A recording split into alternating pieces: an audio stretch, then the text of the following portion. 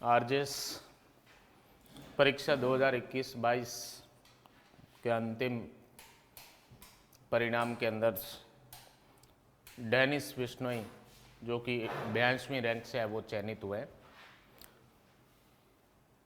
Dennis को मेरी तरफ से बहुत बहुत बधाई और शुभकामनाएं।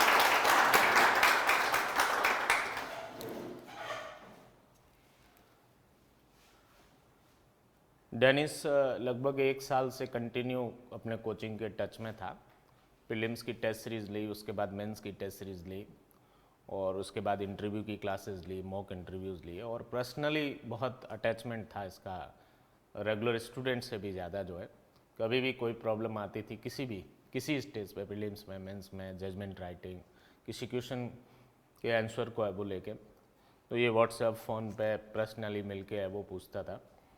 और हैंड राइटिंग भी बहुत बढ़िया इसकी। मैंने सबसे ज़्यादा यदि मेंस की किसी कैंडिडेट की कॉपी चेक की है तो वो डेनिस की है, क्योंकि ये वो हमेशा कहता रहता सर मेरी कॉपी चेक नहीं हुई, मेरी कॉपी चेक नहीं हुई। तो उस चक्कर में क्या कॉपी चेक करनी ही पड़ती थी। तो सबसे ज़्यादा कोई 2-4 कॉपी बची होगी पूरे टेस्ट सीरीज़ में से, बाकी सारी कॉपी है वो बहुत अच्छे से चेक की और उसमें हमेशा अच्छा है वो लिखा हुआ मिलता था कॉपी में। कुछ रिमार्क्स भी लिखते थे यदि कोई कमी पाई जाती थी किसी भी आंसर के अंदर, और पूरी लगन के साथ तैयारी थी। मुझे तो तुषार बिश्नोई वाला जो है वो इतिहास दोहराने की भी है वो संभावना थी डेनिस से, बट अब बहुत सारी बातें मैटर करती है। आपके इंटरव्यू का बोर्ड जो है वो उसमें कौन बैठे हैं, उनका मार्किंग देने का टफ है या इजी तरीका है। मेंस में आपके सारे subject, civil law, criminal law, Hindi ऐसे, इंग्लिश ऐसे, उन सब में आउटस्टैंडिंग मार्क्स हो, तो ये सब बातें मैटर करती है टॉप करने के लिए। तो कहीं न कहीं थोड़ा बहुत है वो कम ज़्यादा ऊपर नीचे रहा, पर अल्टीमेटली ईश्वर की कृपा से अच्छी रैंक से है वो चयनित हुआ है। हज़ारों स्टूडेंट्स में से छंट के और 120 की जो लिस्ट आई उसके अंदर शामिल हो गया। तो ये खुशी की है वो बात है इस संस्थान के लिए भी, और सारे स्टूडेंट्स जो सेलेक्ट हो गए या भविष्य में भी होंगे या जो अभी क्लासेस ले रहे हैं, जो केडी एडवांस फ्लो क्लासेस से जुड़े हुए, उन सब के लिए गर्व और हर्ष का विषय है। मैं ज़्यादा वक्त है वो नहीं लूँगा। और वैसे गंगानगर से है डेनिस बिश्नोई और 5 ईयर कोर्स है वो किया है डेनिस ने राजस्थान यूनिवर्सिटी से। ये जो पूर्ववर्धन के इनके सीनियर है डेनिस, हाँ, एक 2018 या 2019 में इनका 5 ईयर कोर्स है वो कंप्लीट हुआ है और उसके बाद कंटिन्यू है वो तैयारी कर रहे थे और फर्स्ट अटैम्प्ट में था इनका अच्छी तैयारी से, क्योंकि कोरोना के बाद लगभग 3 ईयर आफ्टर है वो वैकेंसी आई थी। तो इस फर्स्ट अटैम्प्ट में ही है वो सिलेक्ट हुए डेनिस। अगेन बहुत बहुत बधाई और शुभकामनाएं। और मैं डेनिस को है वो आमंत्रित करूंगा यहाँ स्टेज पे आने के लिए। सम्मान भी करेंगे अपन और उसके साथ साथ सक्सेस स्टोरी भी जानेंगे कि कैसे है वो तैयारी की डेनिस ने और इस मुकाम को हासिल किया है। जो आप लोगों को इनकी है वो तैयारी, इनके सफलता के जो गुर है उनका है वो बेनिफिट मिले आगामी परीक्षा के अंदर। आइए डेनिस।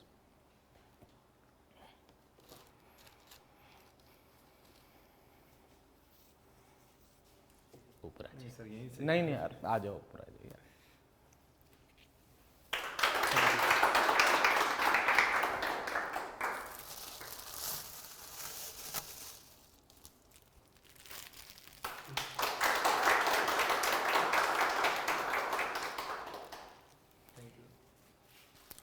इसी घड़ी में डेनिस को आमंत्रित करूंगा कि वो आपको सफलता के जो कहानी है, किस तरीके से एग्ज़ाम क्रैक किया और इस संस्थान से उनको है वो क्या क्या फ़ायदा रहा इस परीक्षा के अंदर, वो बताएंगे आपको।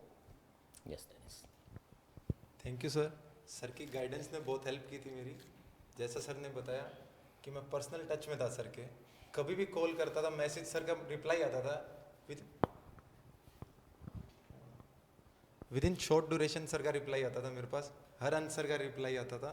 और सबसे पहले तो थैंक यू सर को है जिनकी गाइडेंस में ये सक्सेस मिली मुझे। पर्सनल मेंटरशिप दी थी और जैसा सर ने बताया आपको, मैं प्री की टेस्ट सीरीज से सर से जुड़ा था, उसके बाद कंटिन्यू सर के टच में था, मेंस की टेस्ट सीरीज में भी इंटरव्यू क्लासेस मॉक इंटरव्यू भी दिए सर के पास। तो सक्सेस स्टोरी तो सर ने गाइड किया था। मैं मेंस का आंसर आया तो कहीं ना कहीं कॉन्फिडेंस सर ने बूस्टअप किया मेरा कि आपका टेस्ट सीरीज बहुत अच्छी चल रही है, आपकी आंसर राइटिंग बहुत अच्छी है, इसको कंटिन्यू करना। शायद डेट इतनी जल्दी आ गई थी, सर ने मेरे को बोला इसको कंटिन्यू रखना, टेस्ट सीरीज लिखते रहना। और वो सेकंड अटेम्प्ट टेस्ट सीरीज का देने का मेरे को नौबत ही नहीं आई, इतने में मेंस की डेट आ चुकी थी और मेरा अटेम्प्ट हो चुका था मेंस का।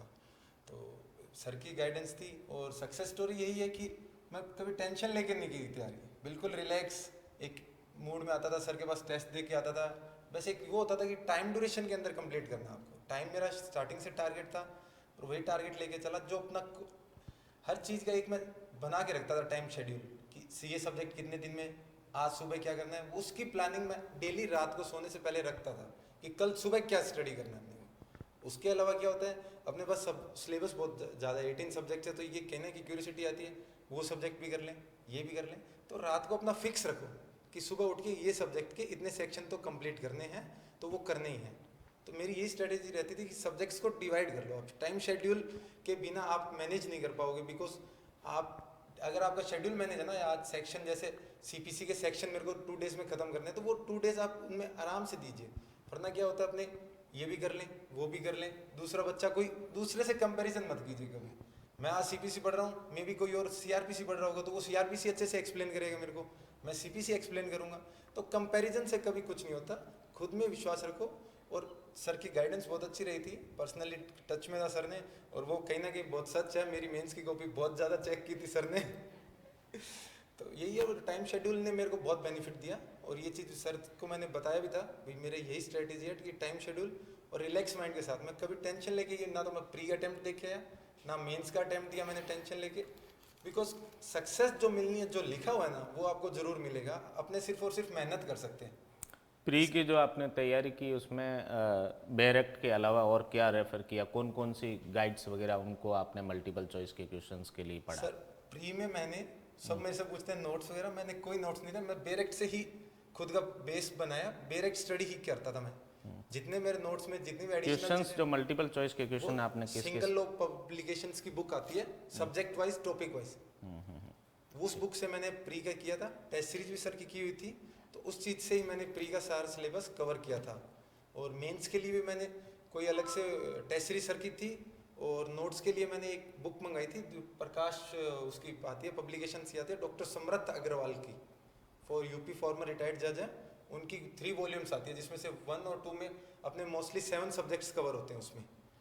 तो वो बुक बहुत अच्छी थी। मेंस में उसने मेरे को बहुत हेल्प की, विद केस लॉज है उसमें, रिसेंट इंपॉर्टेंट लैंडमार्क जजमेंट सब कुछ है उस बुक में। इसको नोट कर लो आप, क्या बताया था नाम? फॉर्मर यूपी के फॉर्मर जज हैं समरथ अग्रवाल, उसकी है प्रकाश मंथन पब्लिकेशंस। प्रकाश मैं मंथन। सर के साथ लिंक भी शेयर कर दूंगा उस बुक्स का, ऑनलाइन ऑर्डर की थी, बहुत अच्छी बुक्स है वो दोनों, काफ़ी हेल्प की उसने मेंस में मेरी। बिकॉज कहीं ना कहीं आप सेम मटेरियल पढ़ते हो तो ये होता है कि वो सेम मटेरियल सर उस जोश के साथ नहीं पढ़ा जाता दोबारा, कुछ भी नया होता है तो वो उसमें अच्छा मेरे साथ ये प्रॉब्लम बहुत आ रही थी कि कुछ नया पढ़ने का था, और नोट्स खुद का बेरेक्ट पढ़ पढ़ के बोर हो चुका था। मेंस में प्री में पढ़ लिया, उससे पहले पढ़ लिया, बिकॉज लास्ट वैकेंसी और इसमें बहुत ज़्यादा आ गया था ड्यूरेशन, तो कहीं ना कहीं बोरियत सी मेरे को लग रही थी मेंस के टाइम। तो मैंने वो बुक्स मंगाई, उनसे स्टडी किया, तो मेरे में क्यूरियोसिटी आ गई कि कुछ पॉइंट रह ना गया हो मेरा बेरेक्ट का, जो खुद के नोट्स मैंने बेरेक्ट के अंदर ही प्रिपेयर किए होते विद केस लॉस, इंपॉर्टेंट चीज़ें सब कुछ। तो उस वजह से मेरे से बेरेक्ट बहुत क्यूरियोसिटी के साथ पढ़ता था, और जल्दी भी रैपिड रिवीजन टाइप में भी बेरेक्ट स्टडी होने लग गए थे मेरे से। तो वो बुक्स बहुत अच्छी है। और बाकी इंटरव्यू के लिए तो सर के पास था ही, मैं पर्सनली क्लास भी अटेंड की थी इंटरव्यू की, जो सर ने बैच लगाया था वो मैंने, और मॉक इंटरव्यू भी दिया था, उसमें भी सर ने बहुत दिया। तो रिजल्ट बताते सर बहुत अच्छा कॉन्फिडेंस आपको उसी चीज़ को, जो सर ने बताया उन चीज़ों को मैंने फॉलो किया था। तो सर की गाइडेंस का भी बहुत रोल रहा था मेरे इन सब चीज़ों में। और तो मेंस के लिए मैंने कोई अलग से स्ट्रेटेजी नहीं बनाई थी। हाँ, टाइम मैनेजमेंट का ये था कि मेरे को पेपर कंप्लीट करके आना है, ये मैं सोच के गया था, चाहे कुछ भी हो जाए पेपर कंप्लीट करना है। बिकॉज कहीं ना कहीं ये मिथ था कि पेपर रहता है तो घबराना नहीं, तो मैं पेपर तो कंप्लीट करके आना चाहे कैसे भी हो। तो वो टाइम मैनेजमेंट तो आपको देखना है कि आंसर में क्या इंपॉर्टेंट है, क्या लिखना है। सर मटेरियल दे सकते हैं, बुक में भी आपको मटेरियल मिलेगा, एलिमिनेट आपको करना होगा कि यहाँ क्वेश्चन की लैंग्वेज में क्या आंसर अपने को रिक्वायरमेंट है। तो वो जब तक अपने प्रैक्टिस नहीं करेंगे तब तक पॉसिबल नहीं होगा वो आंसर। तो वो चाहे मेरे आंसर की अप्रोच अलग होगी, आपकी अलग होगी, तो वो अप्रोच खुद डेवलप कीजिए। किसी के नोट्स लेके या उससे वो अप्रोच नहीं बनेगी, खुद अप्रोच डेवलप करनी पड़ेगी भी क्या वो चाहते हैं आंसर में अपने से। वो आपको देखना होगा कि वो अपने से क्या एक्सपेक्ट कर रहे हैं, कि अपने आंसर में कौन सा पॉइंट लिखें जो किसी से हटके हो, डिफरेंट हो अपना आंसर। तो वो चीज़ खुद को ही डेवलप करनी होती है अपने को। Okay okay.